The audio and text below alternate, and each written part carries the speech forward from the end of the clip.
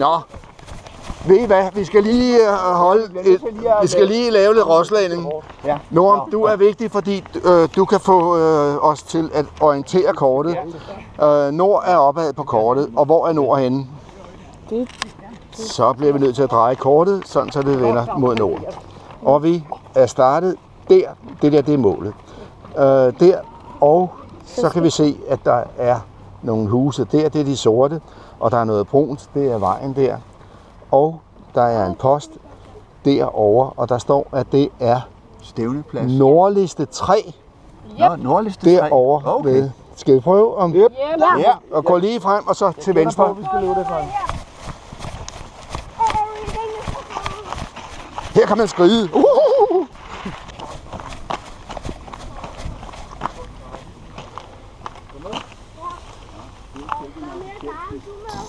Nå, det er vist orienteringsløb det her, hva'?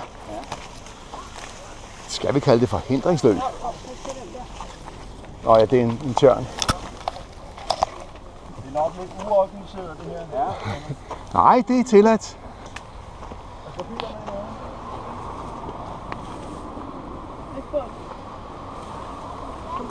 Og den er kun lysegrøn. Det vil sige, at man kan godt komme igennem den. Ja, Bjørn, det er godt, at du er bagerst, fordi når nu der er en, der falder, så tager du ikke alle. så falder jeg med. Andre med i faldet. Nej. Kuk. Skal du have en hånd, Bjørn? Nej, jeg er old orienteer. Kom nu, ellers vinder vi ikke. Også dig, kameramand! Ups. Jeg hænger fast. Ja, det gør du. Det er alt det der lort, man har på. Alt dit velcro, det er det.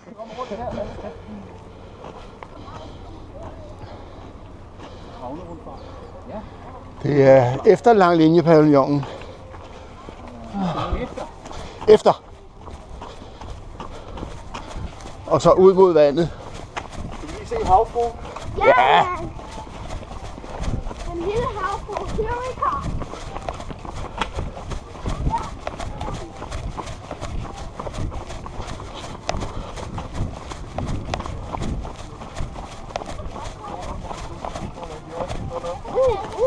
Der var hun jo.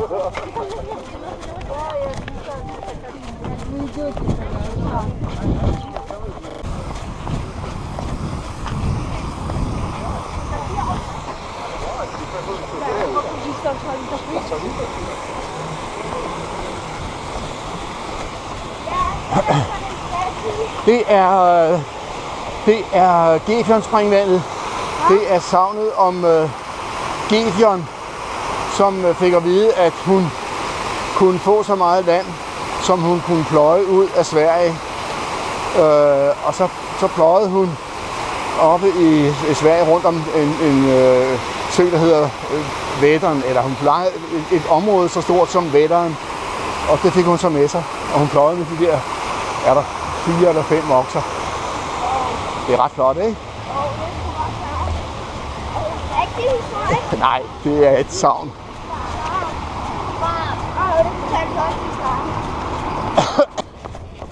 Og det er David, som fik gamle damer til at besvime, fordi de kunne se hans tidsmand. Det var for stærkt.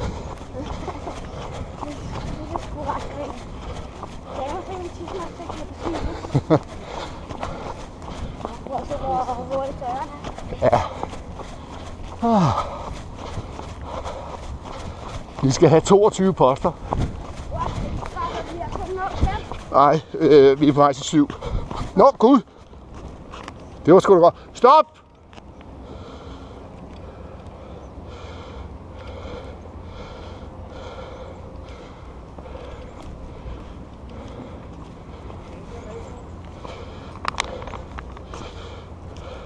Se, det er en dumhed. Der står 7 der, der står 5 der. Det var godt, du sagde, vi har kun nået 5. Vi skal over og have den, der står 6 ved. Den ligger herude i gaden, så vi skal nok lidt tilbage. Kom tilbage! det var da godt, jeg lige sagde det. Ja, det var. Vi er på vej til 7. Vi skal lige over til 6. Det var Vi- mig, der lige opdagede det. Man skal ud der. Jeg kan ikke komme ud her.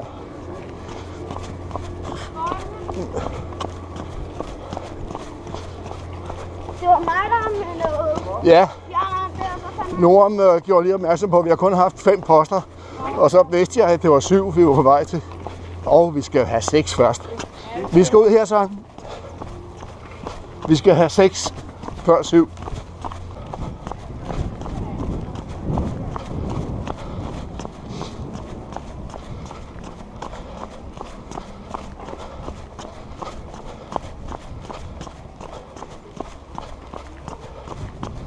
Emmerys. Tegning der, det er lidt på vores undlaget.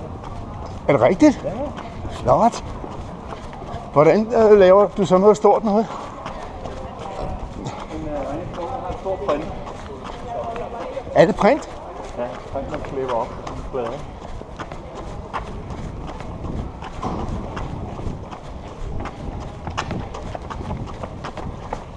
Det har Jacob lavet. Er det rigtigt? Ja. Nej, hvor er det flot. Du? Jakob har trykt det der. Hvor skægt. Du skal have en af dine tegninger derhjemme nu, så ringer du bare på mig. Det ser flot ud, når det er så stort. Jo, det gør jeg. Det synes jeg er sjovt, at spære steder, hvor man plejer at gå med en taske.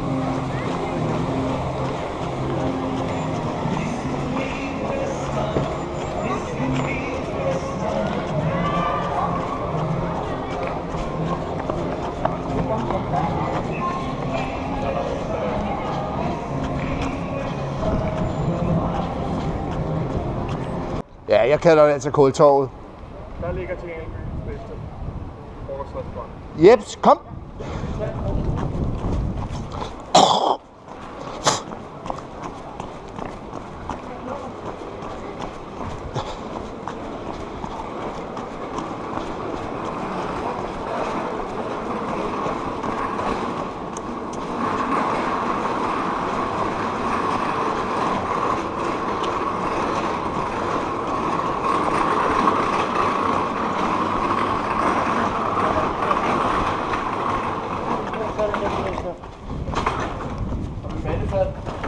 Hvad for noget? Tror du, moren hun står i? Nå, okay. 3 km, det er også fint. Ja.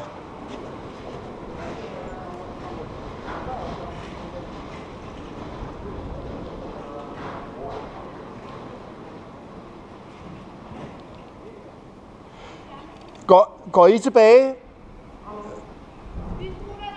Fint. Vi ses. Das ist natürlich eine Frische Brüder, als die Tanzschule, die Altersschule.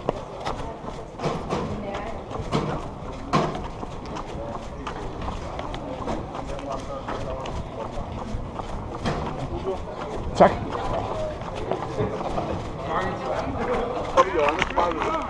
Jamen, vi skal ikke ud. Jo, for vi skal ned til... Jamen, man kan komme... Er det lavet om nu? Kan du komme ud der? Alene der, ude der? Ja, der går en sti op der. Ja, okay. Så prøver vi. Fordi så kan vi følge den sti nede ved søen.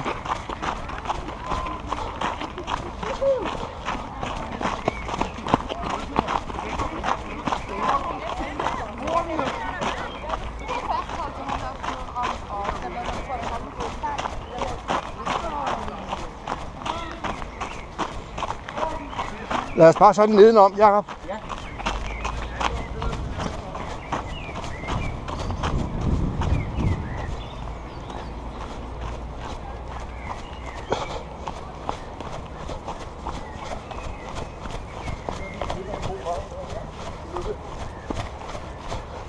Jeg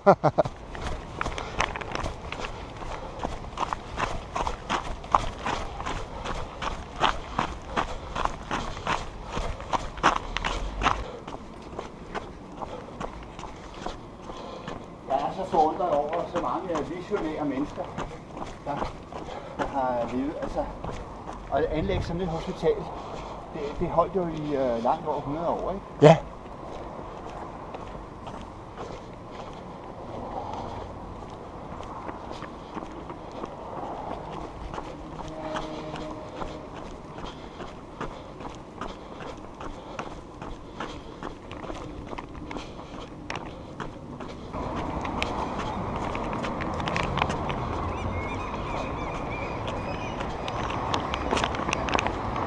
Folks, prøv at kigge på kortet og definitionerne. Prøv at se. Nej. Har vi hvad? Nå. Sådan. Hvad betyder det? Jeg tror fandme, det er langt. Det er 9 km ruten, vi er ude på. Ja. Så tager vi den. Ja, nu er vi i gang. Så tænkte jeg også, det skulle da mærke, det når vi sgu da ikke til klokken. Og det var dig, der var turlarm. Jamen, jeg var slet ikke klar over... Hvad er klokken? Den er... Han har sgu da stjålet, for der stod Ja. G5. Ja. Han skal sige, hvad løber I? Ja, Og ved du hvad, det kan han sgu da læse på. Ja. Ja.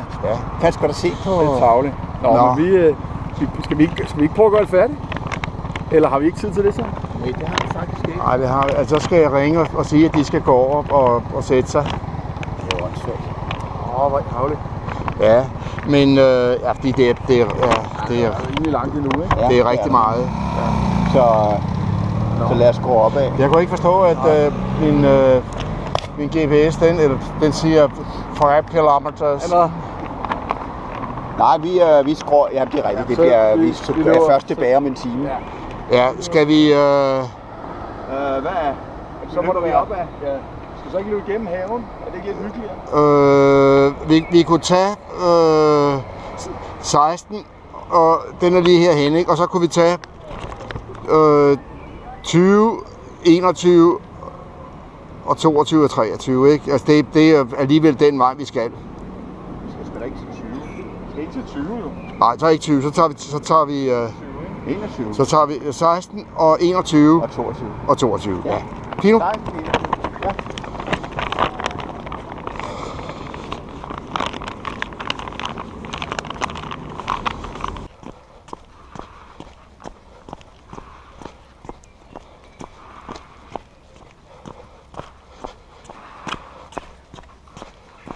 Hvorfor har vi ikke opdaget det noget før? Ja.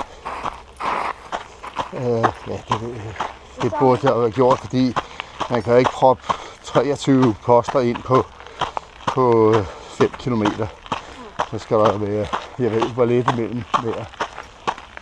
Jeg tror nok, der ville have været 11 poster eller et eller andet shit. Ja. Jeg skal have et 5 kilometers kort, så jeg kan se, hvad det er, vi går glip af. Vi kan da tage en... Vi kan sgu da lige tage en runde til på 5 kilometer.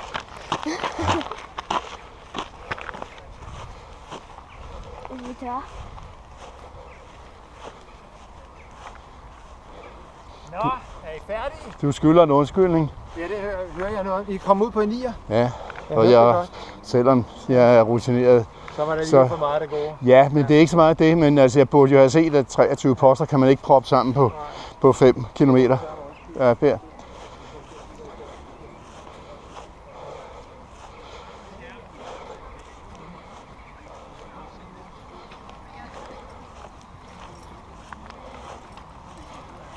Jeg ved godt, det står meget alene, så vi går op der. Det er rundetårn.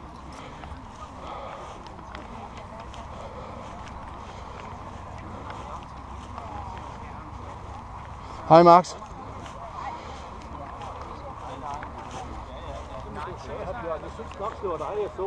Vi er jo sure, fordi vi fik et 9 km kort til en 5 km tur. Kommer den store over? Ved I hvad?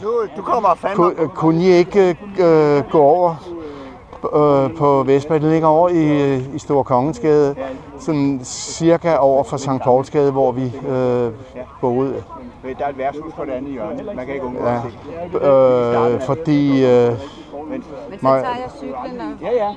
I kan jo tage cyklen alle tre. Ja, Louise og Norm tager hjem, fordi det bliver alt for sent, Nå. når vi skal i skole. okay.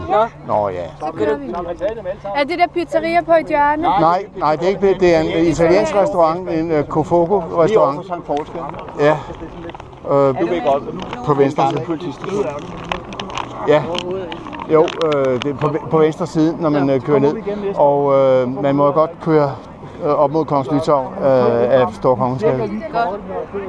Jeg kan fortælle dig en ting, da vi startede, ikke? Så siger han, skal jeg forklare jer noget? Nå ja, det var godt. Tak. Skal du stoppe den der? Nå ja, det var godt. Også den der, ikke? Ja, nu skal jeg prøve at se. Men 1 time og 57 minutter. Det var lang tid. det er sgu flot. Og den her, den skal, fordi Norm vil godt